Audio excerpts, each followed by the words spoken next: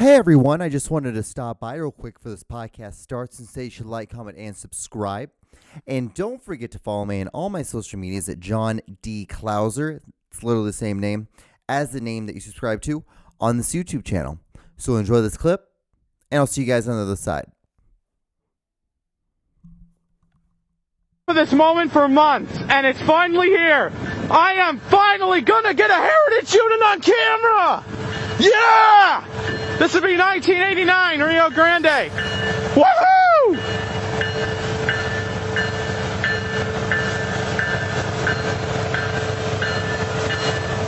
We're gonna take a look at that. Woo! Yeah! Oh, yes! Oh, she's a beauty! She is a beautiful thing! Welcome to The John Show with your host, John Doogie Clouser. All right. What is going on, everyone? How are you? Are you guys doing well? So we're here on a new episode of my show called The John Show with your host, John D. Clouser. That is me. What is up, guys? How are you? So we're living and kicking, right? You know, are you guys living and kicking? We try to do this podcast, guys, and you might be like, hey, John, looks like you're still back with the old design or the new design, but with just some new little things to make up the set a little bit nicer. I know, I have some cameras over here. I have a lamp over here with I have a bubbly.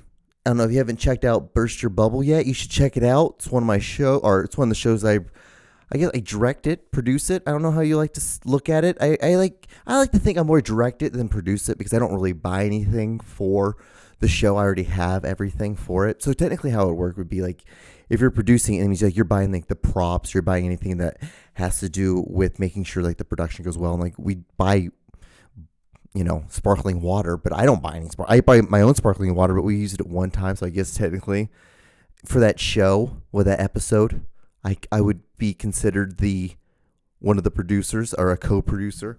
But normally it's just I just do it. I just kind of direct it and I shoot it, light it. Man, tonight was a crazy night when we were doing it.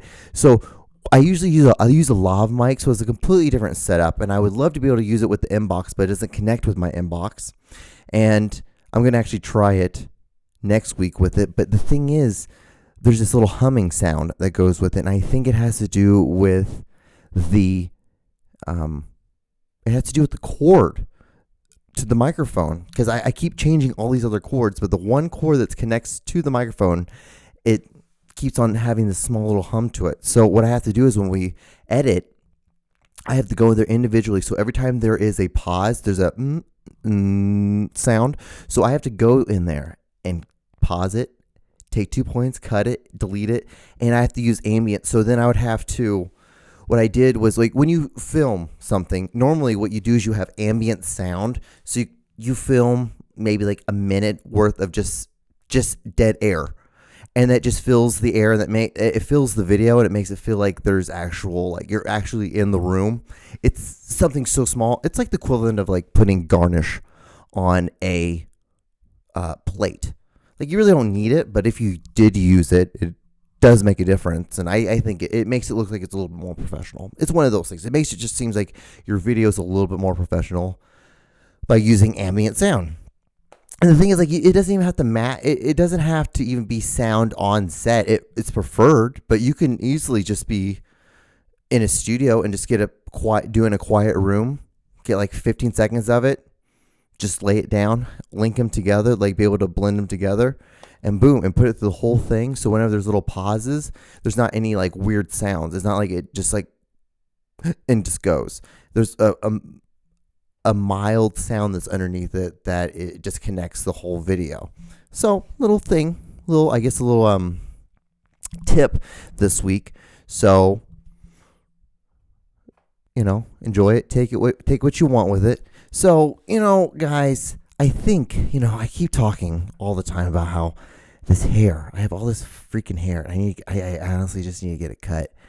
It's so funny because today I keep getting these weird interactions with these people at my gym now, So I told you about, the guy who looked like Antonio Brown, who's like the same height and built like him. And he comes up to me because like I had put eye drops in and like he thought I was crying. And so he was like, bro, and he like put out his fist and he like fist pumped me. He's like, it's all gonna be all good, man. Just don't need to cry. And it's like, what? Like, huh? And then if it's not that, then it's this guy, this older gentleman. He's like 70. And I've seen him for years. I've seen him. I've gone to this gym off and on for 4 years now, and I've seen him all the time. I've seen him when there was a 24-hour fitness. He'd go to that gym, and then when there's only Genesis, and so now I see him at the Genesis, the one up in the Northland of Kansas City, like the north part of Kansas City, and I've never spoken to him at all. Like, and the thing is that he doesn't look like he's 70. He honestly looks like he's probably like. He could easily pass for 55. He's just in remarkable shape. And he's first generation Sicilian.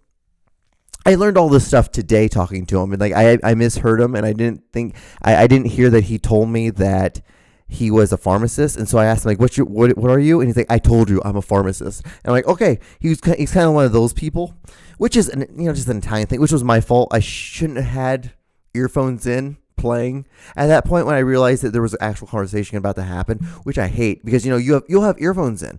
That's the thing, is like I always have earphones in, and then people will say something and I'm like, oh shit, yeah, I have to realize like there is actual world out here, and I'm like, I can't always just be inside my own head. And so he just like starts talking to me, and like today he's like, so what was on the menu? Because some weird time I told him I work in a kitchen. Because he asked me a couple weeks ago, he's like, so you must have a nighttime job if you're here during the day. And I was there at, I think, 10:30 in the morning. And the thing is, I don't have to go until 11:30. I go to 11:30 till 8:15 at night. So like I work 8 hours, just a weird different 8 hours. And it works great for me as being a filmmaker because I can stay up later tonight because it's like almost 12 o'clock a.m. And I'm like shooting this podcast right now. And so, but he was like, like you must have a night job if you're here during this time. I'm like, no, I just have a weird offset time. And I think it has to do with this hair, guys. I have all this hair, and there's funny, like this other gentleman, he came up to me. He's like, he saw all my hair, and he was like, he's like, are you like Greek? And like, my father is Egyptian and Greek, so I'm like, yeah. I'm like, that's so interesting. He's like, yeah, like I grew up in Greece, and all the guys there have hair just like yours. I'm like, that's cool. And like, it's just like random weird conversations with these guys.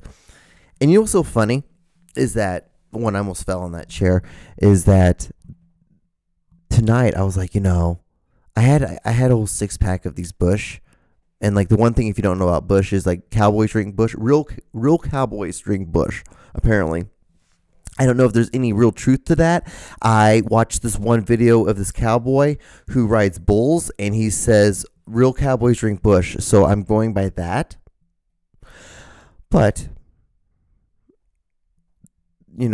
last night, oh my God, that fucking football game, the Chiefs game, was quite stressful there for a bit. I quickly drank when they went up by 9 points. I downed 2 of these within like minutes. I'm just like, oh my god, we're gonna fucking lose.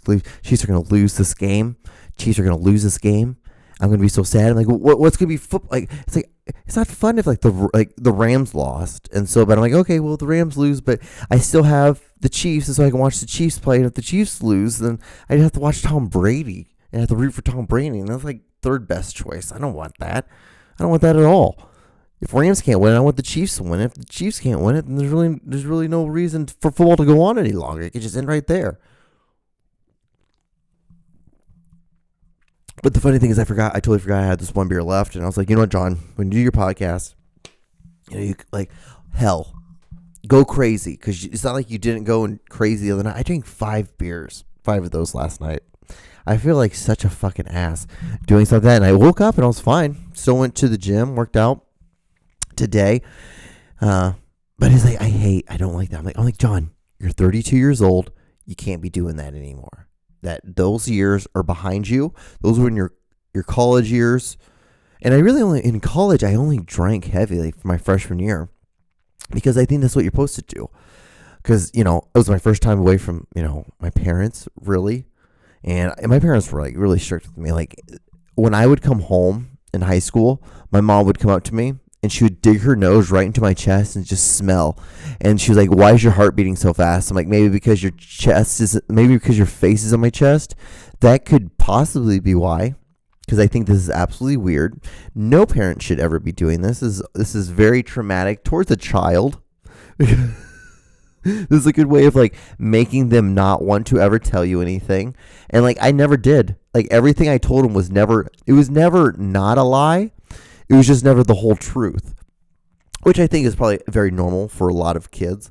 But it was just like, you guys asked for this. You guys are asking for me to be like this when you do these things. Like don't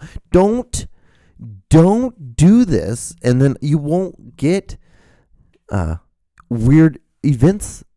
Like you won't get like some weird like me like telling you this like half-baked story, and then come to find out that like that story's kind of true but not really true. But it was really one true thing, like one great thing that I will give my parents credit to. And when I came to my parents, my father never disciplined me. It was always my mother. It was weird. It was such a weird dynamic because I always think that like people always like, oh, I always had like this dramatic relationship with my father growing up, because he was trying to make me a man. My dad never really gave very much like advice to me as an adult, or as someone to be an adult. It was not really much. It was mostly my mother giving me a lot of advice of like, don't trust people like this, John. Don't do that. You see that person over there? That's why they're a piece of shit. I'm like, okay, awesome. I will totally go with that.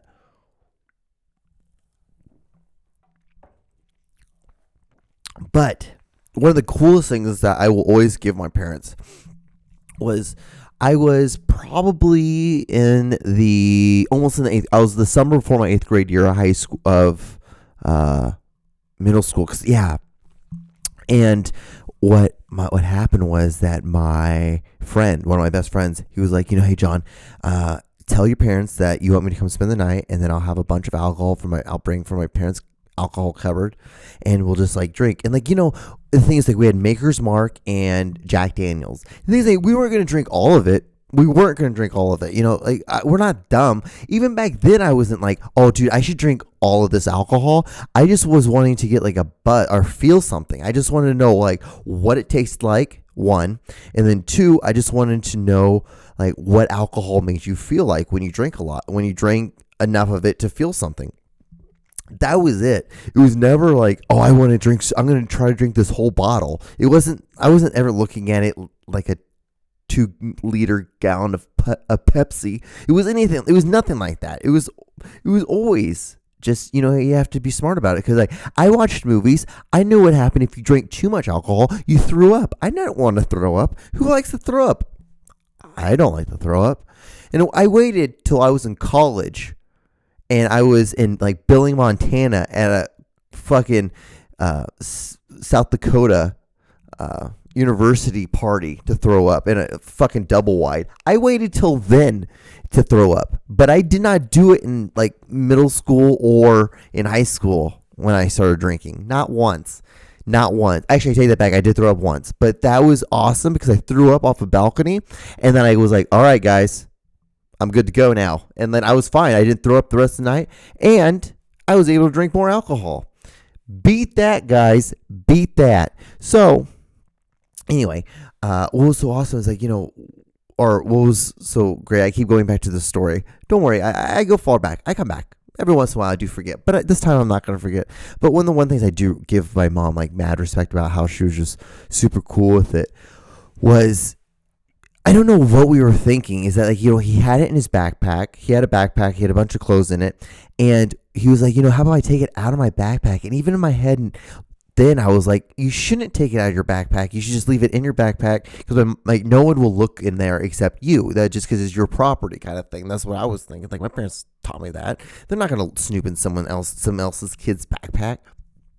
But I had a stack of blankets, and so what we did was these big blankets, and what we did was we took half it off, and we put the alcohol in the 2 bottles, and we put it over there. And we went in the backyard and played basketball because I had a half basketball court in my backyard. Really cool. One of the greatest things that my parents ever did was like basically build a half slab. They just put a thing of concrete and then had a basketball hoop, and they measured out for like a 3-throw and a 3-point line, and had the whole thing and had it spray painted on the ground. It was awesome. It was a really cool thing too. That was also really another real cool thing that my parents did for me. But this time we were just down there and we were just playing basketball, just hanging out. We're like, we're gonna do this, probably chill in the jacuzzi, wait till my parents fell asleep, and then we were just drink. We're gonna drink or probably get drunk or whatever. And so anyway, then like out of nowhere, like my mom from the deck was like, John, Kyle, get your asses up here right now. And like, we just looked at each other like, oh, she found it. Like we knew it. We knew just from just the tone and the way that she was screaming our names. And so she had already called my friend's parents, and like he was like, they were on the way to come get my friend. And like we just kind of sat there, we're just like, well, shit, this sucks. And we just watched my mom dump out Jack Daniels and a whole thing of Maker's Mark. And what was so funny is that my parents' friends were almost more angry about the fact that my mom poured out the whole Maker's Mark than the fact that we got caught with alcohol, and we were, I don't know, 14 years old with 2 full bottles of Jack Daniels and one of Maker's Mark. It was insane. And then my friend ended up having to do like a boot camp, this alcohol boot camp thing with all these kids who got caught with alcohol as like minors, that because they were like, his parents just like signed him up and paid to have him do it. But like all the kids that were there were like kids that were actually like in juvie and all this other things. And he told me how he got into a fight with a kid there. It was all, and then, things like this were, what happened. And for what happened with me, my mom was just like, I'm just really disappointed in you. And then she made me a big bowl of spaghetti, and then we just never talked about it ever again. Now, granted, every time I went out and I came back home, she smelt me to make sure I didn't smell like alcohol. But at that point in my life, what I would do is I would just buy 2 shirts. This is what you do. You buy 2 shirts, and then you just smoke pot, and you put the clean shirt in the trunk. And that's what you do. And then when you come home, you switch out shirts, and that's it. Boom. And just like pretend that you only have one of those shirts. Until when you're senior in high school and your mom finds out like you have a bunch of fucking, doubles of shirts in your trunk. Then, things will be different. But that's what you do. That's how you smoke pot in high school and not get caught by your parents by smelling pot.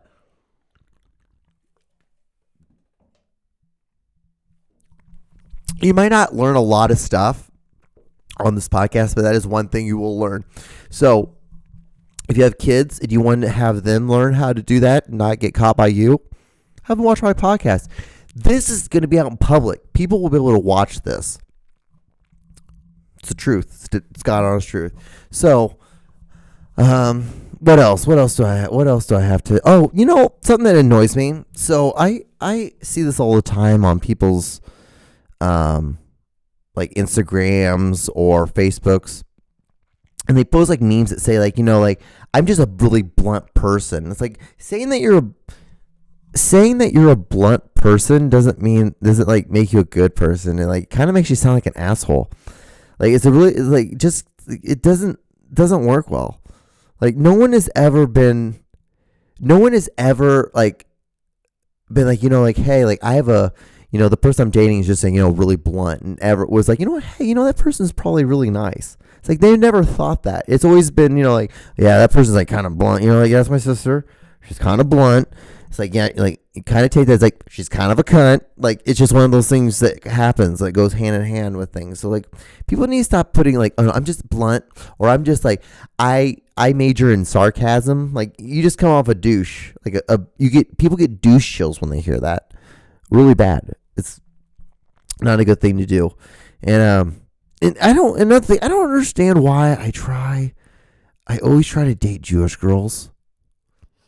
And what always happens It's like, cause my mom's like, was like, no, John, why can't you just marry a nice little Jewish girl, a nice Jewish girl, and you guys can be settled down, you guys can have good credit. And I'm like, it's just like, because every time I try to date one, it always reminds me of dating her, of like if I was dating my mom, and I hate that. I hate that feeling because like they always have the same old chair, that old chair that it's like has an offset. It's like a red, but it's not like red. It looks kind of like a pinkish red. Or it's green, like an olive green. And they always have a cat. And this like girl I was like trying to talk to, she had like started building a fountain for her cats. And I'm just like, she has 2 cats. And I'm just like, God, how much hair is all over the fucking place in her house? And it's like, no matter how hard you try, cat hair is everywhere. It's everywhere, all over the place, all the time.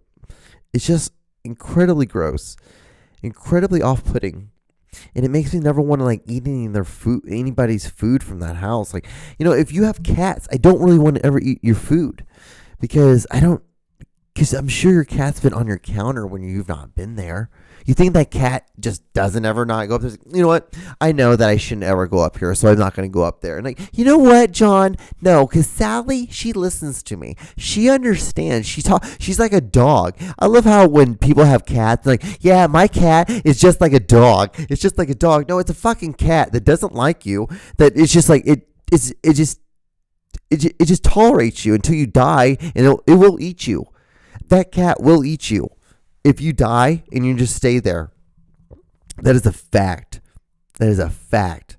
And you see the whole time there, I was trying not to burp into the microphone because I'm a genuine person and I care and I worry about your guys' ears. So, take that one to the bank as well. We're here, guys, on this podcast doing it. So, why do old people have the smallest watches? Why is this? Please, someone tell me. I don't understand. So, like, when we get old, a huge stereotype is the fact that, like, old people, like, it's like they can't hear that well. They have, like, racist thoughts. And they can't see that well. So why would you have a watch that's this tiny? Like, if there's anybody who's going to have a watch like Flavor Flav, it would be an old person. I would get that. And it seems very hacky, and I wasn't meaning to be hacky. I was literally just trying to describe that he's the only person I could think of that actually had it. Or as a watch like Big Ben, but you'd probably think Big Ben, Ben Roethlisberger, the football players? Like, no, that's not the point. No, Big Ben in London. See, these are the reason why you have to pick certain things to make these punchlines. And if you don't use them, or if you use something else that doesn't work that well, that's what happens. This is what happens, guys. We're here. How many times? The one thing that sucks about like holding this microphone is like sometimes I go like that. I'm sure like I don't hear it, but like, I'm sure I'm loud enough. I'm sure you can hear me very fine. And I'm just like over here looking, I'm like, oh, I got 5 more minutes. So, but what do we have to talk about on my list of things? I guess the only other thing I have is, actually I have a couple other things. But what is it? I wrote down, you want to know some of the random things, I'll just say this like verbatim instead of like trying to like blend it into, general conversation of the thing. This is what I legitimately thought this week, and I wrote it down. I was like, I wonder who's the first person who put their hand up close to their face and was like, I can use this to draw a turkey. Like not a funny joke, not a funny if you just read like that. I'm like, okay, that's kind of whatever. It's like, I feel like though there is a nugget there for something, for some sort of joke or some sort of like premise for something. And that's just why I think you should write all the time. Ever have a random idea? You write that shit down because you have things like that. And then what you do is you end up talking about it on a podcast. You could, maybe, eat up about like 22 seconds while you drink a beer.